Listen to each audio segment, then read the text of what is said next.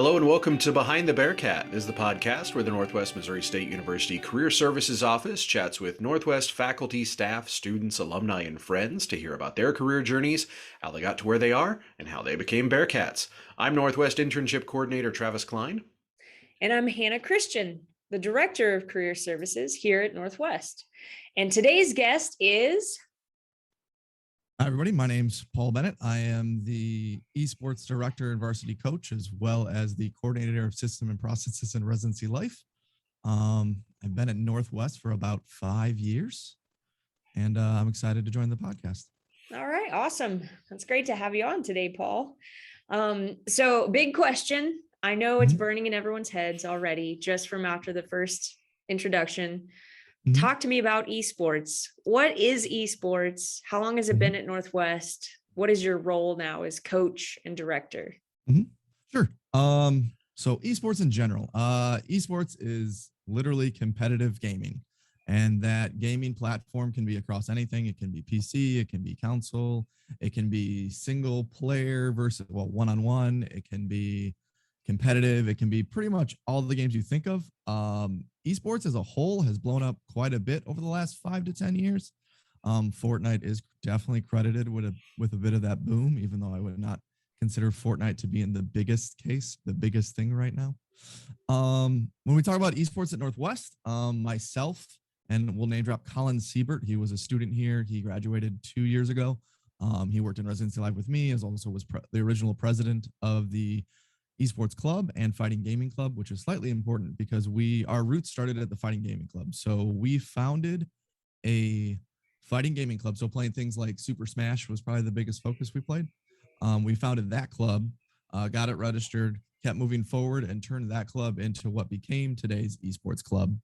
And that change happened about 2 years ago.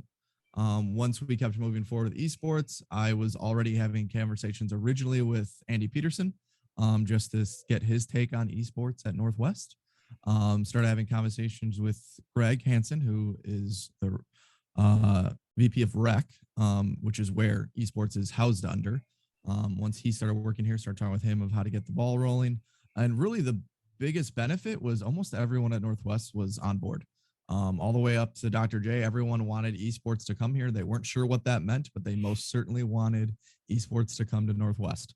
And since I was already working with a lot of the key players and pushing the group forward with, of course, my students like Colin Siebert, we kept growing, we kept moving. At one point, we clearly became at a place where we got a physical space. So we're located on the 3rd floor of the Union.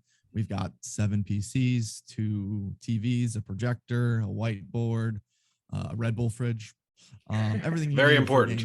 Yeah, very important to have a Red Bull fridge. But at Northwest, it's continuing to grow. So then we fast forward to this year. We've got some funding to create a varsity program. Now, it's probably, if we're going to talk esports a lot, it's good to know there's no overarching umbrella for esports. There's nothing. There's no NCAA. No one manages any rules, which is important. Because like I happen to know Maryville University in St. Louis. I know some people out there. They were the top team in League of Legends, definitely 2 and 3 years ago. I don't know about recently. But their budget for esports is over $1 million. They have put over $1 million into that program because there's no rules. Whereas clearly we are not there. Also private versus public, things like that. So there's no overarching umbrella, which means even the difference between club and varsity at some institutions will be a name change. It's that simple because there's no regulation.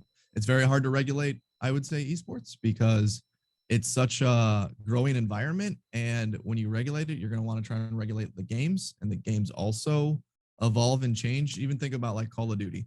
Call of Duty releases a new Call of Duty pretty much in the next month, I believe, every year, every single year. So if you try to regulate that, that's a lot of rules to keep track of. That's a lot of things. And I'm sure there are a lot of entities trying to work on that.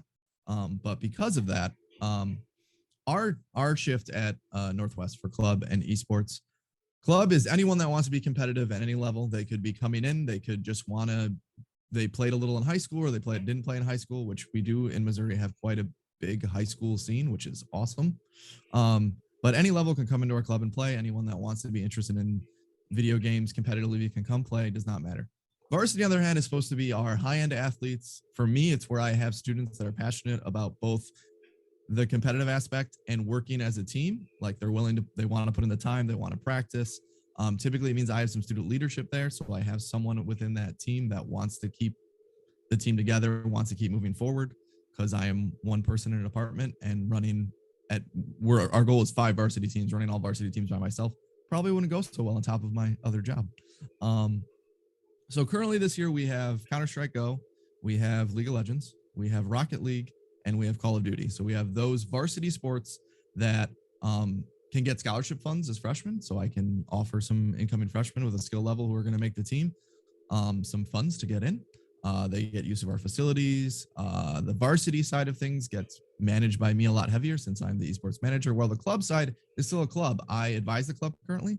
So I same any club advisor at any institution. I give them some ideas. I tell them, actually, that idea probably won't work. And that's rare, but there are some times where they're just like way up here. And I'm like, we need to bring it down here. But other than that, that club gets to run themselves. They have a president, a VP, all of that good stuff. Whereas the varsity is under me. It is my umbrella. And I take ownership of that to move the team forward.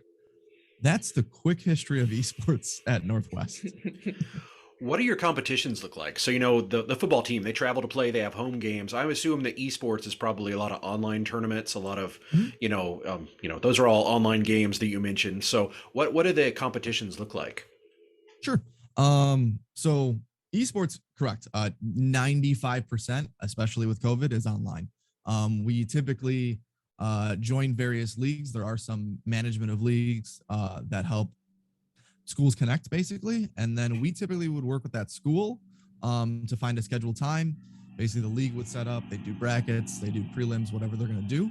And then we are going to play, maybe Texas A&M. And then we message Texas A&M's captain and we work with them to schedule a time, which is nice because it allows some flexibility within student schedules, because it's not like every Thursday at 7:00 they're busy. And it is all online. We have done some travel, especially when we were transitioning from fighting a gaming club, because there's been some like Super Smash tournaments, which Smash is typically not played online. It can be, but it's very much an in-person conference type game. So we've done some travel for that in the past to go to there. As well as, my guess is if some of these tournaments made it to the very top echelon, that would typically be in person. That's when they want to bring in the crowds, they want to showcase. The other big benefit with COVID was COVID really didn't stop us at all. No problem at all. That's one of the biggest benefit I would say from esports is we were able to survive, if not grow, during COVID, because it meant very little to our demographic and how we operate. Paul, could you tell us a little bit about how you started playing video games? Oh boy. Sure. If you cannot tell by random assortment of stuff around me, I am a giant nerd. That is very factual. I am not just some suit that wanted to be involved in esports. I've been playing video games since a system that nobody knows. TurboGrafx was basically the big boom. We all know Atari because it's the classic, and then we know typically Nintendo and Sega because they were the next big echelon. There's some systems in the middle. TurboGrafx was one of those systems. It's quite old. None of those games are very popular. Some of them are also arcade style games. Like if you played them in a Walmart lobby, that doesn't exist anymore, or things like that. So I was probably a Sega fanboy. Then the first system I bought, like when I was a teenager and saved up my money, was an N64. I bought Ocarina of Time, which is a Zelda game. Big fan of Zelda. You haven't seen, I have a Zelda tattoo. It's a thing. So I have been playing video games at this point, not to age myself, at least 25 years, I guess. There's some games I played a lot. Games, especially that varsity plays, was in league since the beta, which is very scary now because that beta happened when I was in grad school, which means that beta's from 2008. So League of Legends has been around for 13 years. That scares me a little bit. But I'd been playing that game on and off. I played the classics like WoW. I played a lot of the shooters, Overwatch, COD, all the good ones. I tend to play a lot of games. It helps that is how I relax. That's how I de-stress. It's also part of my side gig, which is streaming and all the things you see. My wife also plays games, who works at the library. So it is definitely a big part of our life. and a passion area where I talk a lot of people about it, so that I'm able to also connect with those students and talk about all the things that they're excited about, all the new games coming up, the things they tried for fun. Probably enough to spitball about all the champs in the games and what's good and what's not. Because again, it is definitely something I live and breathe. But you also have another job. I do. So let's go to the other half of Paul's brain. Mm-hmm. How did you end up in higher education? That is a good story, actually. Let's see. So I'm one of the rare individuals that knew what an RA was in high school. I had a history teacher way back in the day that happened to go to Whitewater. I did both my undergrad and graduate work at UW Whitewater. They happened to go to Whitewater. And they talked about how, as an RA, they could get free room and board. That's literally that was the selling point: free room and board. Single parent income home, not that well off. Free room and board sounded amazing. So I knew in high school, I was like, I need to do whatever this is. Got involved in my freshman year at UW Whitewater when I ended up going there. Became an RA my sophomore year. So I was an RA for 3.5 years at UW Whitewater. But it wasn't until senior year, because I do think people, especially in residency life, never realize that the adults in residency life have adult jobs. And you can do that. Like, that's a thing you can do. So I have a bachelor's in finance, had a semester or two left of my bachelor's at the time, when I was talking to my then graduate hall director and said, so like, how do I, like, if I want to do what you do, what is that? And her eyes lit up just as big as they could. And she's like, you want to do this? And then just started talking to me, the most I had seen her talk ever. And she was just very excited. So then I did research, wanted to know what I could do.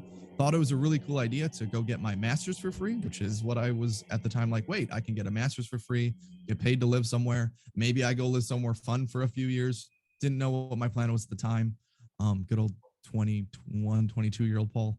And then did a full search, and oddly enough, ended up back at Whitewater after that full search. They have a good program. I knew them. They wanted to hire me. They had some of the better amenities.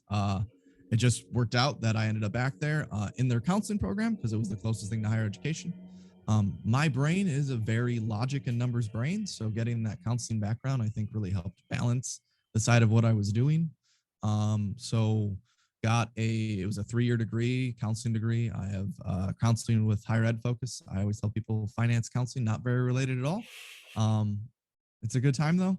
And it definitely helps with what I do within residency life. Having both those degrees is very helpful. My path was, while sounds funny, it was probably kind of standard. I feel like many individuals that go into residency life don't make that decision till late in their junior, senior time.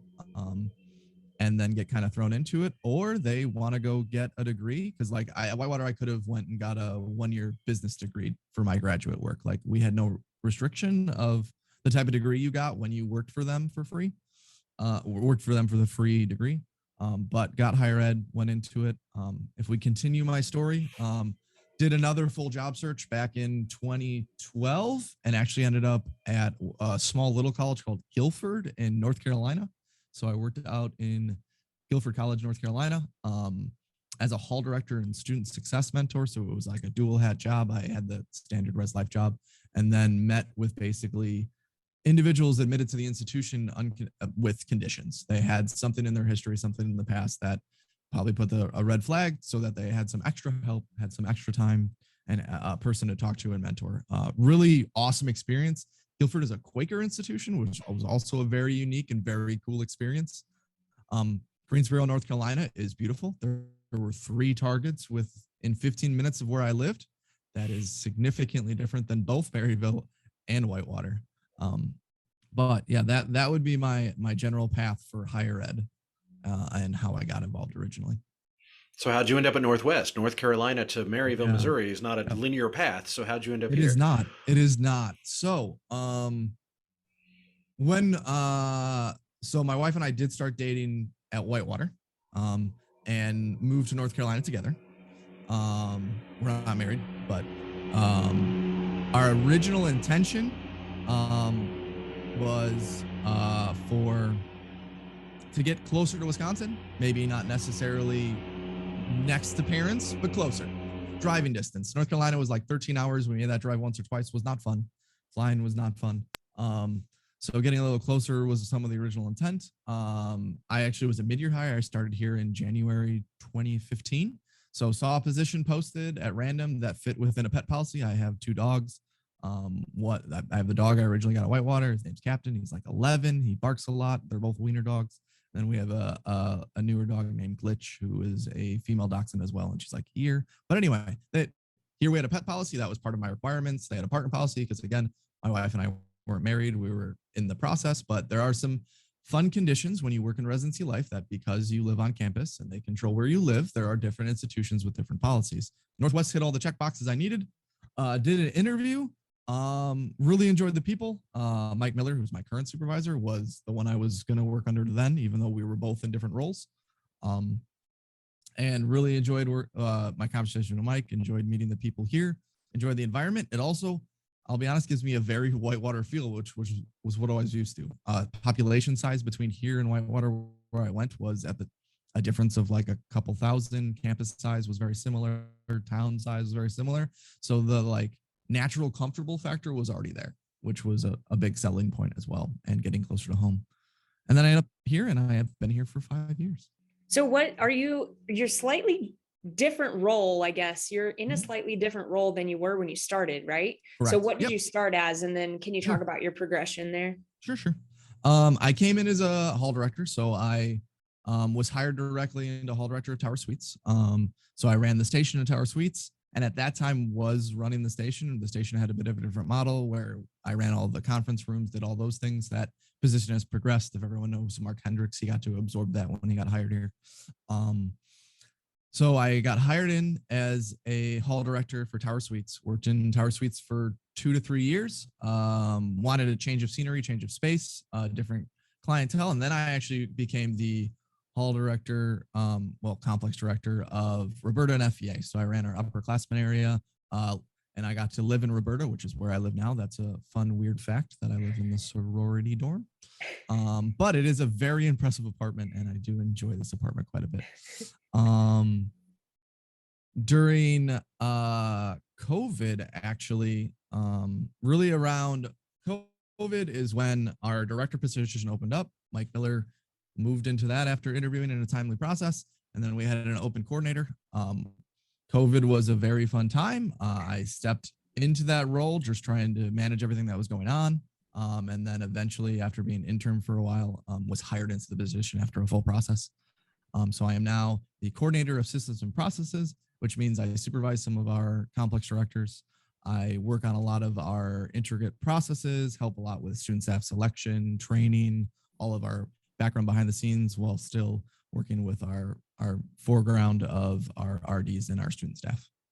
So did you hire student staff as a hall director? Was that part of your role? Yep. And so do you hire now? Do you have the opportunity to hire now in this role, student staff, or do you supervise now other staff? No, I supervise full professionals at the moment. I do not typically hire any student staff.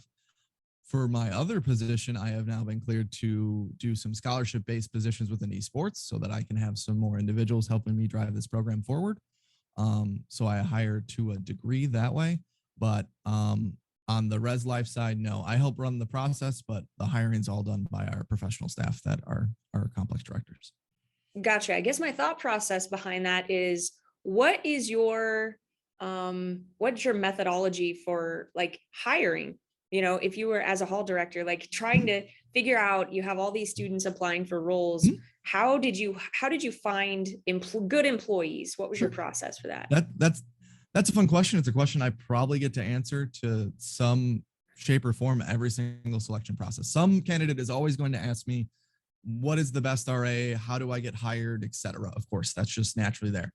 And typically when that question's asked, all the RDs kind of go around the room and they'll talk about what they look for. For me, as someone who's been hiring, and I've, outside of the fact that as the RD, I actually ran our student staff process here as well.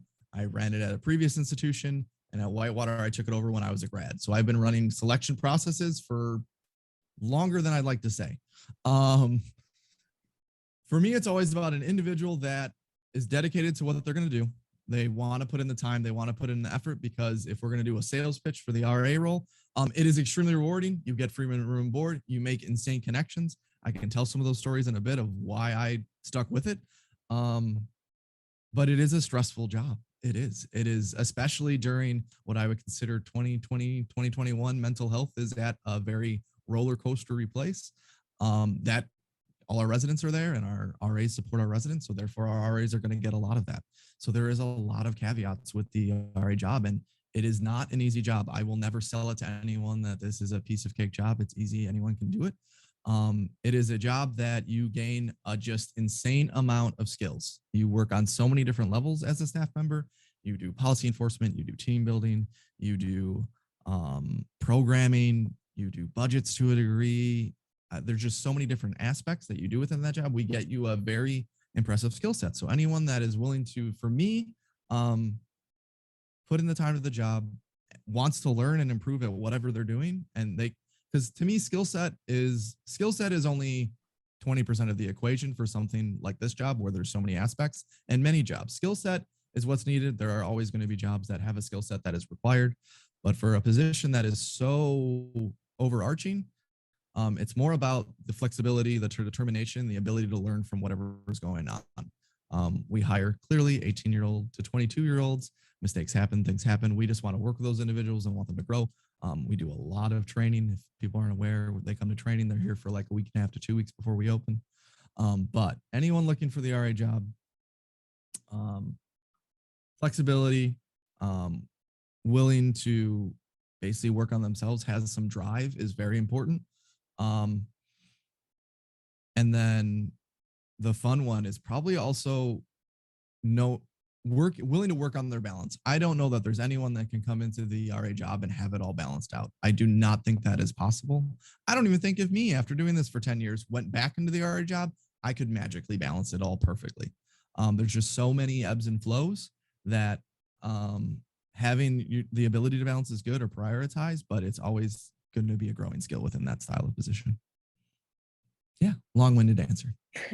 That's really good insight, though. I don't think that balance piece, a lot of people don't think about that in that type of a role.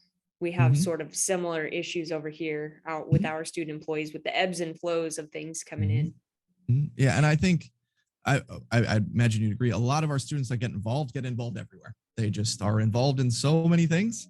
That includes RA students. I'm sure that includes ambassadors, includes everyone. They just get involved in a lot of things. And it is a balancing act when you get involved in those many clubs, orgs, jobs, etc.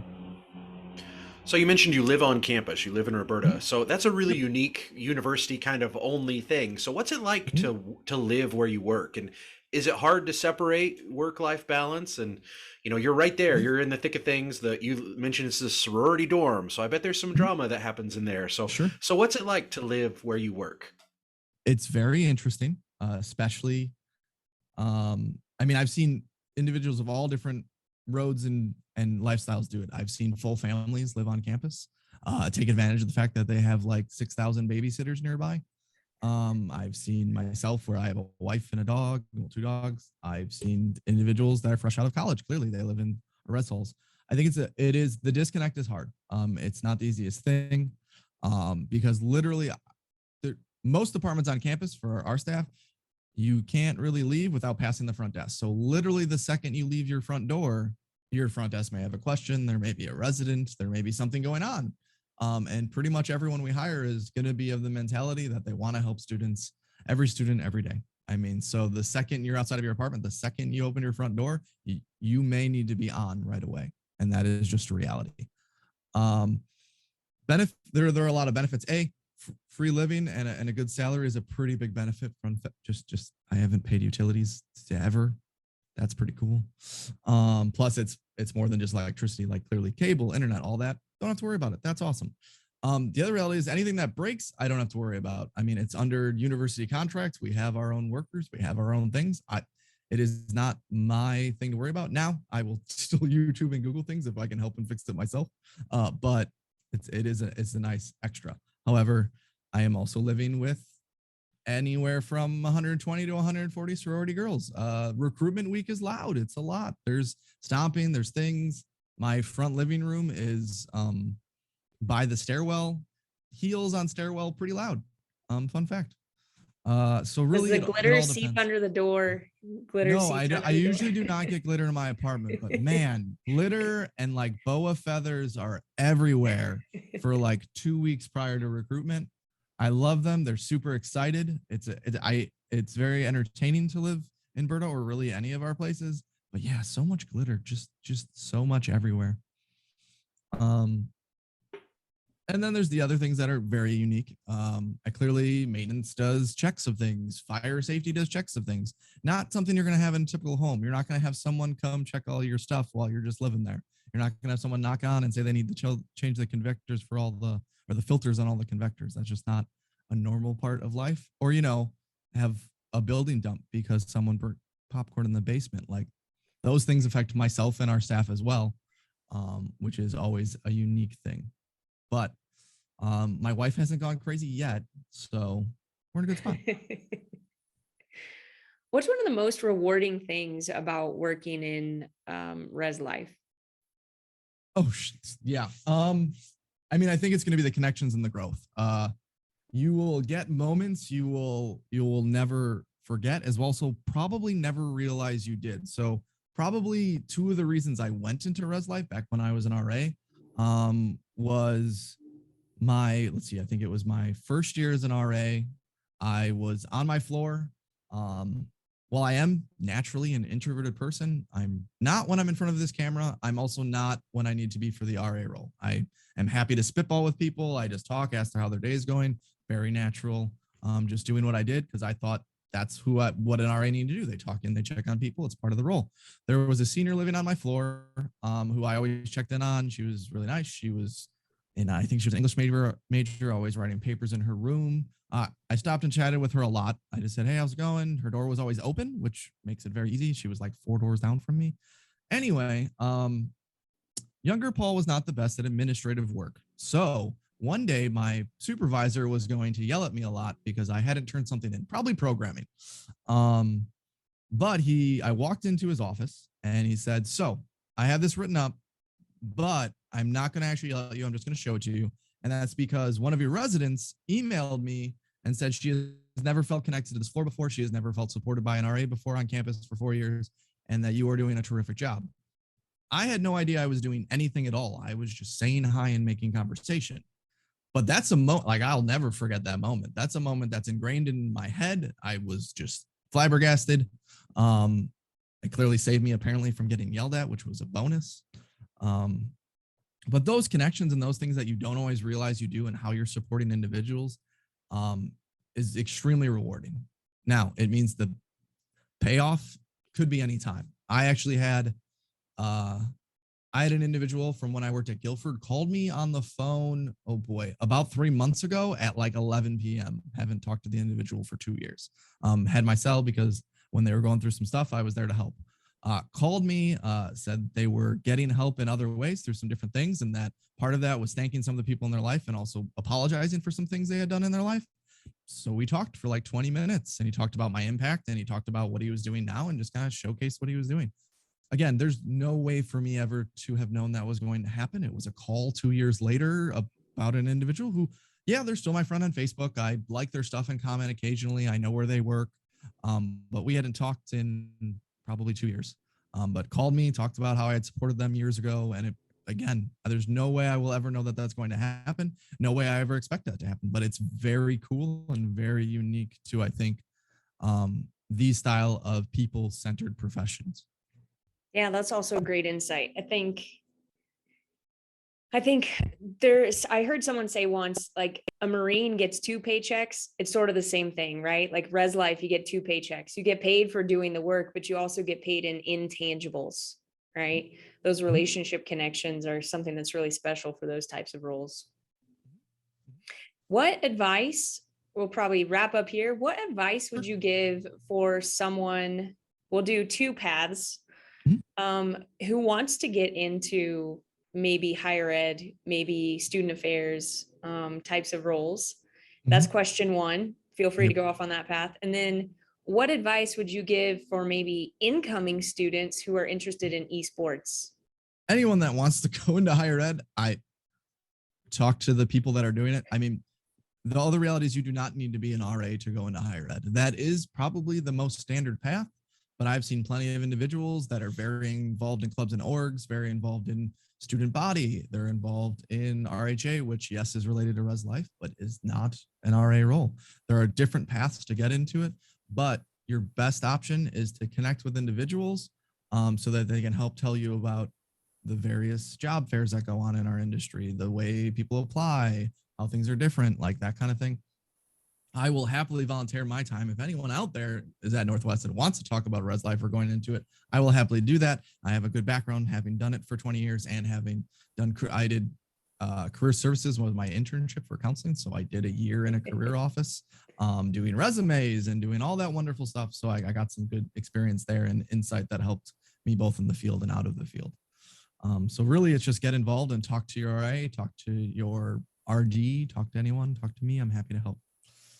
For a student that wants to get into esports, I think it is, if you are not a freshman already, so you're in high school, I would probably see, again, Missouri has a surprising amount of high school teams or clubs and is in the process of creating a lot. Weirdly enough, for esports, Missouri is a bit of a hub. Missouri has numbers wise, has some of the most colleges and high schools that are already involved in esports. We've got some of the bigger companies are even based out of Kansas City that try to, again, become that umbrella for different institutions so they can connect with each other. So I would say find ways to get connected. I would say really some of it, just like any other interest or sport, is hone your craft, figure out what you want to do and what you want to play. And then it's the same thing. I have conversations with my captains. I have conversations with my manager that we recently hired, is at times you need to play with purpose. When it comes to, it's the same as practicing with a sport with purpose. It's playing a video game with purpose. So that applies very differently depending on the game. But if you have a goal for a game that is working on something that you know is maybe not your strongest aspect or is your strongest aspect, working towards that is going to be my advice. So playing with purpose so that you can get better at what you're doing. Because if you're better at what you're doing, you're probably going to success more. You're going to bring in scholarships. You're going to get known. Play with purpose when you're like, there will always be a subsect mental health and balance is important. And when you start playing your hobby for more than a hobby, there is going to be a balancing act there. But if you have picked a game that you want to be better at, that you want to improve on, and you want to perhaps pursue in college or at the high school level at the moment, play with purpose, find something to practice on. If you're playing League of Legends, make sure, really any game, if there's a game that you can die in and you're on a team, work on not dying is the most basic thing to do. Realistically it almost applies to just 99% of the games. Travis knows that applies to life too. I just hate to interject, but that's fair. Work on not dying. Work on not dying. Sorry for interrupting. Keep going. No, you're good. You're good. Happy. But depending on the other game, there are always going to be skill sets that are important. There are going to be things that help your gameplay better. YouTube is an insanely amount of content where you can find someone that's like, here's the 5 tips and tricks. And if there's one of those that you don't focus on, play for the next 3 hours focusing on that one thing and see what the results are. That's play with purpose is probably the biggest way to improve your own game, as well as then get noticed and then get involved. All right. Awesome. Thank you so much, Paul. Yeah. Happy to do it. Thank you. All right. Well, that will do it for another episode of Behind the Bearcat, and we'll talk to you next time. Hey guys, we hope you enjoyed that episode. Don't forget that you can find the audio version of the podcast on your podcast platform of choice. New episodes come out every Friday, and you can connect with us on social media on both Twitter and Instagram. Thank you for joining us for Behind the Bearcat, and we'll talk to you next time.